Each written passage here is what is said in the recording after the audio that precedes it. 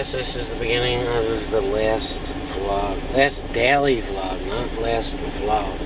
At least for a while. I feel like I should be dressed up or something. Watch my last daily vlog go viral and then I'll want to go back to daily vlogs. Yeah, it's not gonna happen. No, it's not sad if that's what you're wondering. It's relieving. Now I can focus on bigger, better stuff. We're gonna start the weekly vlog every Friday.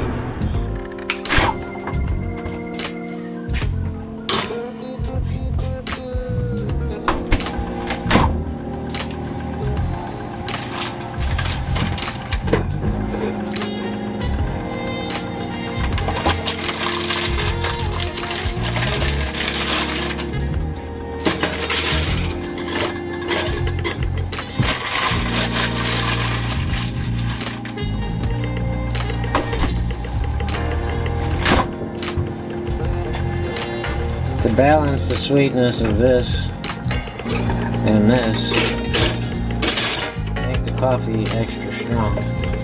Okay? Got it? Alright. There you go, Evan. There you go. Boom. So to balance everything and to chase it and add a little fullness and flavor. Got a little bit of that to the mix on the side, and you got the groove go. Alright, this is the entrance of the studio, and all this needs to be cleaned up, organized, and painted, looking good. And here's the door. Yeah, I know, it's just a generic jailhouse looking door. And you walk in, and as soon as you open this door, you need to be floored. You should be floored at this point right here. Okay, I'm saying exactly what you're saying right now. And what's going to get your attention? Are you going to look down? Are you going to look this way? Are you going to look this way? Or is the whole damn thing just going to ball you over? This is what we're deciding right now. And I can tell you, let's get in front of you. Let me flip this monitor over. Right where this toolbox is right here, there should be a big bushy houseplant right here. This toolbox will figure out what we need to do with it. This plant, houseplants need light. This window should provide enough sunlight for this plant. I see another plant right here with this window offering as much sunlight as we can. There's got to be music as you enter, so there's going to be speakers in these corners, maybe one there, and the music should push the visitor into the room. Okay, are you with me here? All these plants need to be uplit. There should be another hanging plant right here. Another plant, another bushy one. And perhaps another one there. The walls painted blue. And these plants should be uplit. Non-visible floodlights with blue coming out this side, pushing the light this way, and green hidden back up under this plant, and maybe more lights hidden up in these corners. You can't see this, but there's a, yeah, that door's in the way. We can hide some lights up under here, and the visitor will not recognize or won't distract the viewer. It should just push them further into the room. And as soon as this door opens, you should be hearing, "Oh my God," whispered under people's breaths.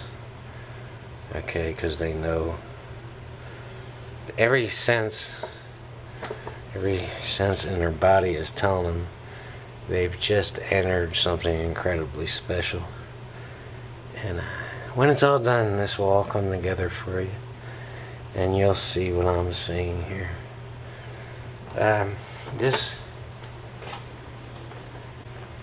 Let's come further in. That's the whole point. The lights, the plants, the music, it's all welcoming you further into this creative cave. We have a problem here because things are pushed together from both sides, and we don't want to narrow this. We kind of want to open it up and make it more welcoming. So if you're not really visualizing this, your first thought is probably going to, well, I've talked about in other videos, we're going to put a bar down here. Just a small home bar here. And at first thought, this would be the perfect place for it, you know, get rid of this, get it out of the way. Put it right here, put a TV back there. But a home bar would have to extend to about here, and that just narrows this, which doesn't welcome the visitor, kind of pushes them back, and we don't want to push them back, we want to bring them further in. So it would just be too narrow here. It would kind of close people off like a door, and they'd almost have to walk sideways to get through that.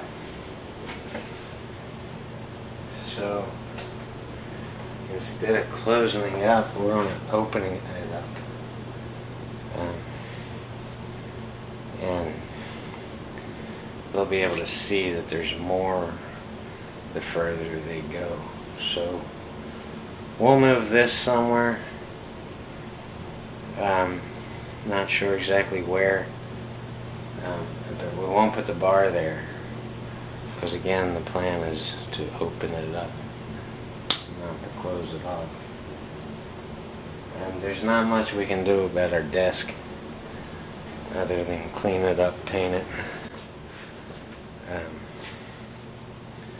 make it more visually appealing. But we can't move it anywhere. It'd be hard to think. Maybe just put it back in the bedroom. At this point, I'm not really sure. I'd like to put a wall TV right there, a big long 80-incher or so.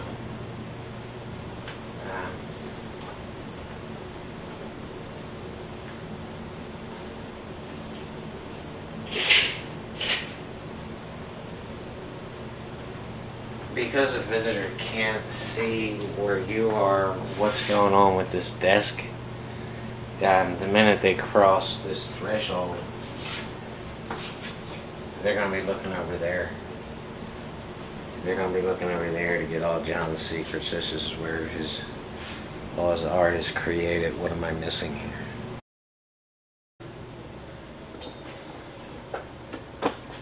And I'm saying exactly what you're saying, and we've already determined that their eyes are going to go this way, and their heads are just going to turn to see what's going on at this desk. And you can see it's an utter mess. Now we got a mess going on here, and these shelves aren't working because they're too damn dark, and it's too damn cluttered. So I'm thinking about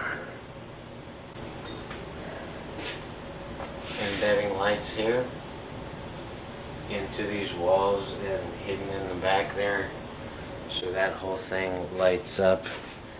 And believe it or not, painting that yellow or white or both, just so it doesn't look, you know, dingy and hard to see what's going on there. If you guys want to see what's going on there, I'll show you. A bunch of old cameras and lenses and stuff I broke along the way. And computers, this one needs to be repaired. But I'm going to do it myself. It just needs a video card, which is a big job on a Mac. But it's not impossible. And I'll be making a video out of fixing that computer too. This one's new and it works great. Well, it's a couple months old. Everything's fine with that one. And I have some other backup computers too in case, you know, everything crashes and I won't have them. That's as far as we got. We don't know exactly what we're doing with this space. We don't know exactly what we're doing with this space. But when we do, I'll take you further back into this cave-like dingy dungeon and show you how we're going to brighten all this up like Christmas and make it so inviting and so welcoming that it should knock you over. You should be watching this end video and saying, Jesus, that was awesome. Now I get it. So this would be just like part one of studio/office renovation. It's going to be more than just a place I work. It's going to be a place where creative people come and hang out. People with guitars jam. And people are welcomed. People can come and have a drink and just talk the shit and bullshit with me. My friends, my family. I don't want this to be like an unwelcoming dungeon, which is like it is now. I want it to be, come on in, you know. So, bear with me, hang with me, stay with me, and watch this.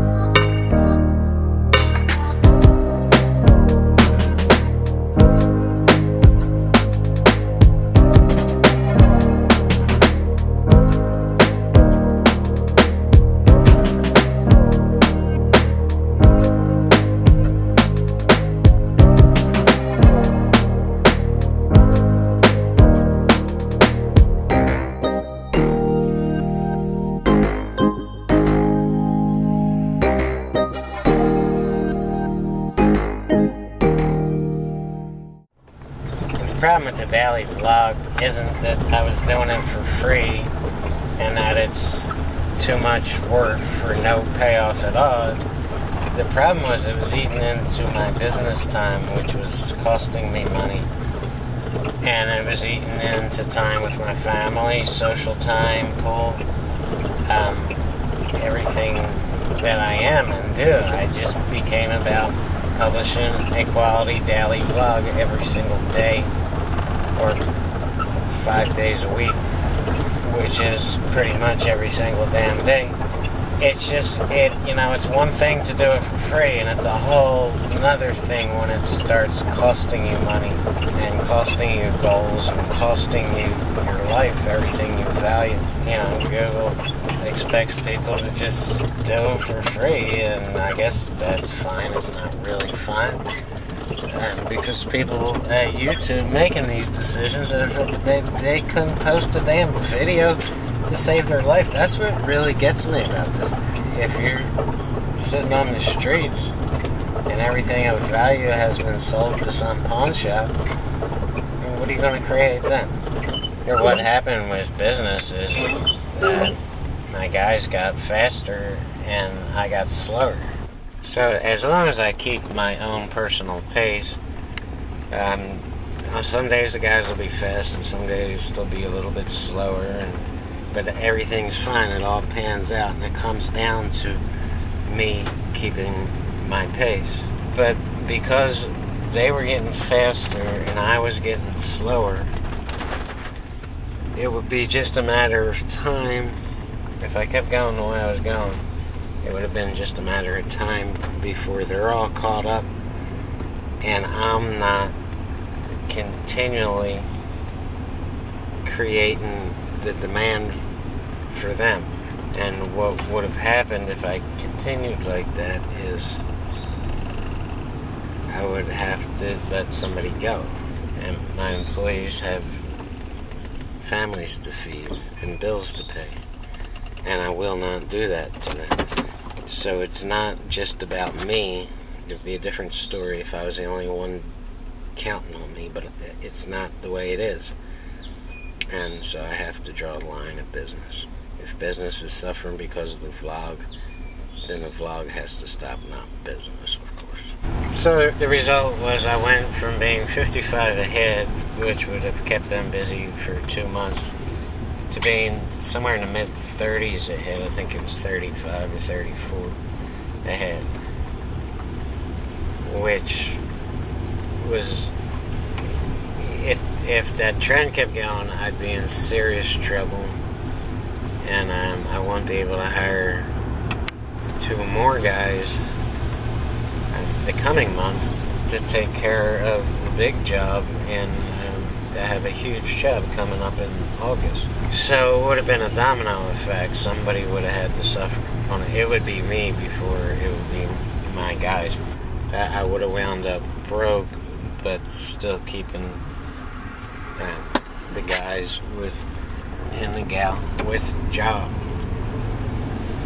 And I wasn't willing to go broke for the vlog. I just, the whole point of running a business is to get ahead, not to suffer in the name of your art. I became a slave to the vlog while starving for it, and it's fine that I starve for it, but it's not fine that my team starves for my, narcissistic, artistic adventure. It just wasn't. It would not have been fair. It would have been extremely selfish, and I would not have been able to live with myself. Anyway, somewhere around the 85th vlog, I started burning out. You start resenting it. You start saying, you know what, is this worth it? You start thinking, what the hell am I doing?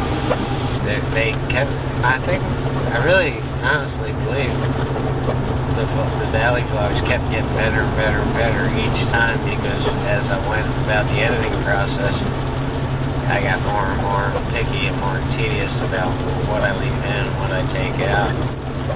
And with that comes spending more time deciphering every tiny little clip.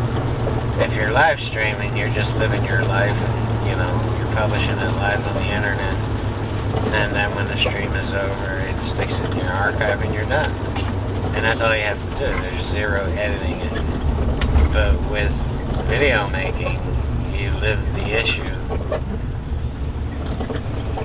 You live the issue the original time, you try to capture it, and then you can take it home and you stick it on the editing process, and you're reliving it over and over and over again and each time you're reliving it, you're refining it until you come up with something that says something, tells a story, does something.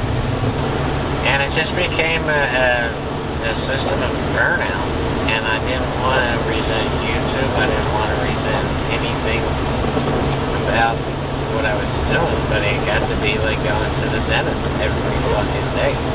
A lot of big YouTubers will advise new or struggling YouTubers to go daily. And when you're a big YouTuber, you're making money doing it. But as little, peons, we have to work. We have jobs to do. We have family issues to take care of. We're not getting $100,000 a vlog. I mean, it's easy for you to say, well, all you have to do is go daily. It's not that easy for us. It's easy for you because you're making a living doing it. I don't recommend going daily unless you have some source of a living, including YouTube itself. If you're making a living doing it, you have to go daily and you'll get even bigger.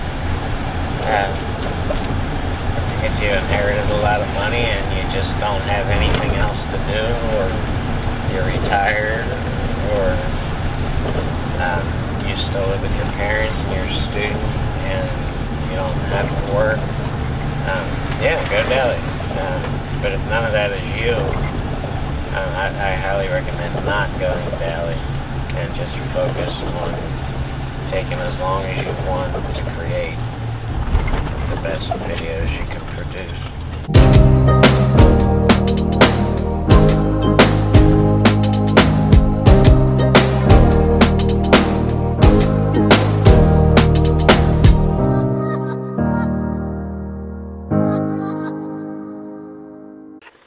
Alright, when you go to a bar and you want this drink, just order a quitter. Or the quitter. And tell them it was invented by Disque. And just steer them to this video for the recipe. And hello bartenders, check this out.